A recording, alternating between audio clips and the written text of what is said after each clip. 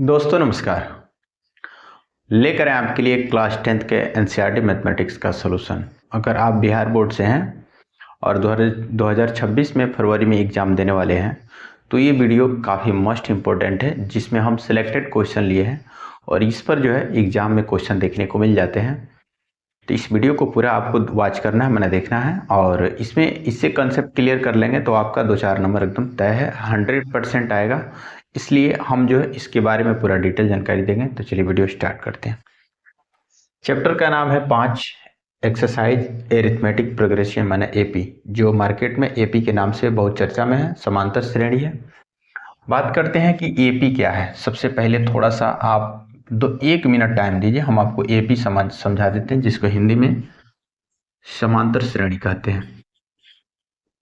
समांतर श्रेणी क्या होता है कि अगर कोई संख्या एक सीक्वेंस से लिखी जाती है ना, मतलब जो है एक संख्या जो है क्रम से लिखी जाती है, जिसमें आप सेम नंबर को जोड़ते हैं, उसको जो है हम लोग एपी कहते हैं। जैसे यहाँ 2 है, यहाँ पे 4 है, यहाँ पे 6, एक निश्चित पैटर्न से लिखी गई संख्या को एपी कहते हैं। एक निश्चित पैटर्न से लिखी गई संख्या को एपी कहते हैं। और मान लीजिए इसी को हम लिख लेते हैं 5, यहाँ 7, यहाँ पे 11, यहाँ पे मान लीजिए 17, यहाँ पे 2। तो आप देख पा रहे हैं कोई पैटर्न नहीं, यहाँ पे 5 है, 7 है, 11 है, 17 है, 2 है। तो ये कोई निश्चित पैटर्न से नहीं लिखा गया, इसलिए एपी में नहीं है। जैसे मान लेते हैं यहाँ लिखते हैं 3, यहाँ लिखते हैं 4, यहाँ 3, यहाँ 6, यहाँ 9, यहाँ पे 12, यहाँ पे 15। आप देखेंगे तो ये एक निश्चित पैटर्न से लिखा गया है। तो इस तरह की संख्याओं को हम लोग बोलते हैं एपी। आशा करते हैं आपको समझ में आ गया होगा। तो एपी जो है कोई बहुत बड़ा परिभाषा नहीं है, कोई बहुत बड़ा जो है टॉपिक नहीं है। आप समझेंगे तो बहुत अच्छा से समझ जाएंगे। तो एपी जो है समझ गए कि एक निश्चित पैटर्न से लिखी गई संख्या को एपी कहते हैं। बात करते हैं कि इसका व्यापक रूप क्या होता है, ठीक है ना। तो थोड़ा सा व्यापक रूप का चर्चा कर लेते हैं। तो व्यापक रूप ये होता है a+d होता है, a+2d होता है, a+3d होता है ना, a+4d होता है। ये व्यापक रूप होता है, ठीक है। इसको समझने की कोशिश करना है, ये व्यापक रूप है। तो अगर आपको मान लीजिए यहाँ पे 1 2 3 4 5, अगला मान लीजिए कि अगला पद निकला है तो a+4d a+5d हो जाएगा, a+6d हो जाएगा। इस तरह से जो है आप लिख सकते हैं। तो इस तरह से एपी का व्यापक रूप ये होता है। कुछ क्वेश्चन जो है आपके बुक में यहाँ पे दिए गए हैं। जैसे क्वेश्चन नंबर दूसरा है, पहला में उन्होंने जांच करने को बताया कि वो जांच करिए एपी में है या नहीं है। तो आप जो है उसका सर्वंतर निकाल करके जांच कर सकते हैं। क्वेश्चन नंबर दूसरा में हम सॉल्व करेंगे, तो इसको समझते हैं। क्वेश्चन नंबर 2 है कि दी हुई एपी के 4 पद लिखे, जबकि प्रथम पद ए और सर्वंतर डी ए आपको दिया हुआ है, ठीक है। तो ए और डी दिया हुआ है, तो इसको हम लोग कैसे सॉल्व करेंगे, इसके 4 पद निकालना है। तो इसके लिए ज़्यादा कुछ तामझाम नहीं करेंगे, हम लोग जो है एपी के है ना व्यापक रूप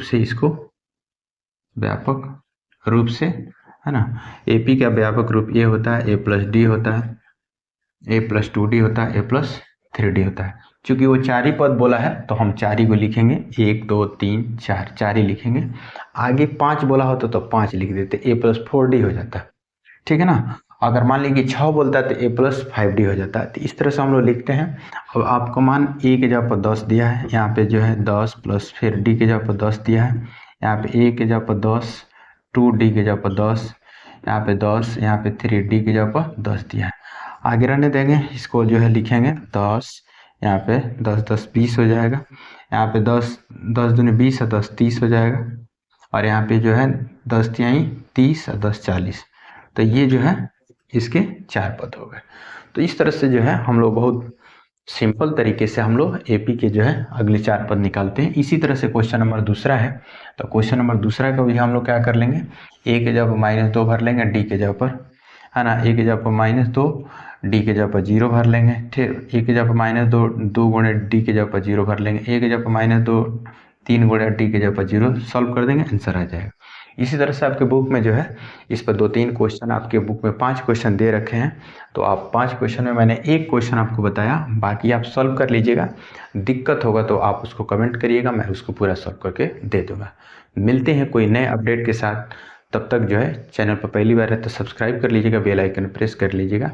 और ऐसे ही अपडेट के लिए, ऐसे ही मैथमेटिकली अप्रोच के लिए, मैथमेटिकली कंसेप्ट के लिए आप मुझे सब्सक्राइब कर लीजिएगा और अपने दोस्तों के साथ शेयर कर दीजिएगा। मिलते हैं कोई नए वीडियो के साथ, तब तक के लिए बहुत